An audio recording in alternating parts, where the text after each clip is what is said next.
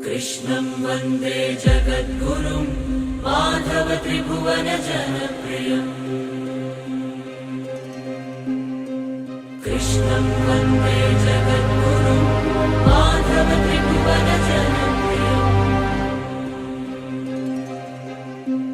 कृष्णं वन्दे जगद्गुरुं माधव त्रिभुवन जनप्रियम्।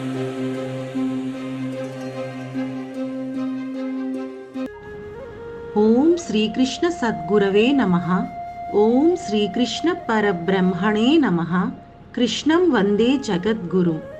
శ్రీమద్భగవద్గీత శ్లోకపారాయణ అథ సప్తదశాధ్యాయః శ్రద్ధాత్రయ విభాగయోగః. 24వ శ్లోకం. తస్మాదో మిత్యుదాహృత్య యజ్ఞదానతపః క్రియాః ప్రవర్తంతే విధానోక్తాః సతతం బ్రహ్మవాదినాం.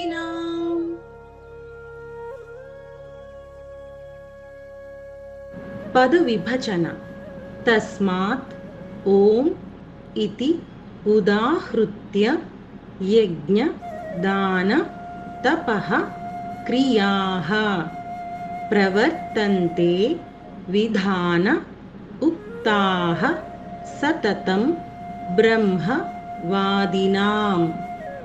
తాత్పర్యం: అందువలన వేదాలను బాగా ఎరిగిన వారి శాస్త్రోక్త క్రియలైన యజ్ఞ దాన తపస్సులన్నీ ఎప్పుడూ ఓంకారం అన్న తర్వాతే ఆరంభించబడుతున్నాయి.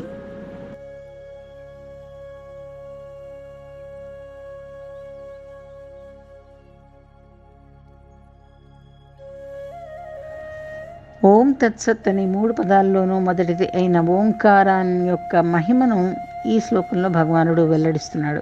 పరబ్రహ్మం యొక్క వాచకమైనటువంటి, అంటే పరబ్రహ్మకి సంకేతమైనటువంటి అతి పవిత్రమై మహాశక్తివంతమై అలరారుతూ ఉండడం వల్ల వేదవేత్తలందరూ కూడా తాము ప్రారంభించే యజ్ఞ దాన తపస్సులనేటటువంటి క్రియలన్నిటి యొక్క ఆరంభంలోనూ కూడా ఈ ఓంకారం అనే ఈ ఏకాక్షర ప్రణవ మంత్రాన్ని ఉచ్చరిస్తూ ఉన్నారు. అలా ఉచ్చరించిన తర్వాతే ఆయా క్రియలను వారు ఉపక్రమిస్తున్నారు. అలాగే ఆయా క్రియలు సమాప్తమైన తర్వాత కూడా మరలా ఓం అనే ప్రణవ మంత్రాన్ని ఉచ్చరిస్తున్నారు. అలా చేయడం వల్ల ఆయా క్రియల్లో ఏవైనా లోపాలు దోషాలు ఉన్నట్లయితే తత్ మంత్ర ప్రభావం వల్ల భస్మీభూతమైపోయి ఆ కర్మలు పరిపూర్ణ ఫలితాన్ని ఇస్తున్నాయి.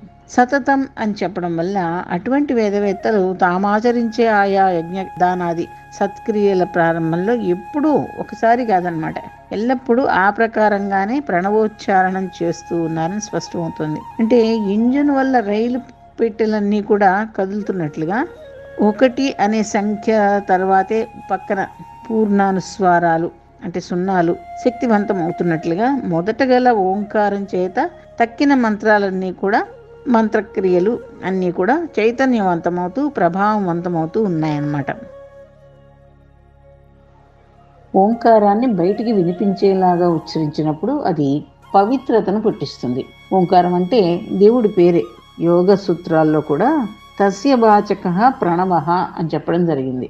కనుక దేవుడి పేరు విన్నప్పుడు ఎంత పవిత్రంగా ఆనందంగా హాయిగా అనిపిస్తుందో అంత పవిత్రత ఆనందము ఓంకారాన్ని విన్నప్పుడు కానీ ఉచ్చరించినప్పుడు కానీ కలుగుతుంది. ఓంకార ధ్వని అన్ని రకాల మానవ క్రియల్లోనూ ఇమిడి ఉండే సర్వదోషాలను నిర్మూలిస్తుంది. చీకటిలో వెడుతున్నప్పుడు దీపంలాగా, అడవిలో వెడుతున్నప్పుడు వెంటన ఉండే ధైర్య రూపంలాగా, కర్మలను మొదలు పెడుతున్నప్పుడు ఓంకారాన్ని ఆశ్రయంగా తీసుకోవాలి. ఆనందమనే అగ్నిలో అశాంతిని మాయని హోమం చేసే అంత పవిత్ర క్రియల్ని యజ్ఞం అంటారు.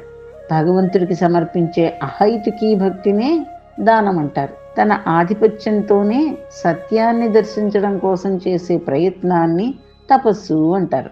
నేల మీద జడ పదార్థాలుగా కనిపించే కర్రలు చెక్కలు మొదలైన వాటి సాయంతోటే మనం నీటిని దాటినట్టుగా ఓంకారం అనే ఈ నామ సహాయంతోనే మనం బంధకాలైన కర్మల నుండి విముక్తిని పొందుతాం.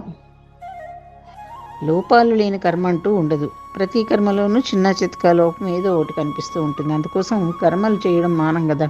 దేహి అయిన వాడు కర్మలు చేయకుండా ఉండడానికి ప్రయత్నించడం అనేది తగదు. అంటే ప్రయత్నం మానుకోకూడదు. కర్మల్లో గల ఆ లోపాలను సరిదిద్దడం కోసం ఒక్కొక్క కర్మ ఓంకారనాదం యొక్క ఉచ్చారణతోటి ప్రారంభమవుతూ ఉంది. అంటే ప్రకృతికి సరిపోయేట్లుగా కర్మలు చేయాలి. ప్రకృతిలో కట్టుదిట్టాలు ఉన్నాయి. ఈ కట్టుదిట్టాలు జీవుల అభివృద్ధికి దోహదంగా ఉంటాయి.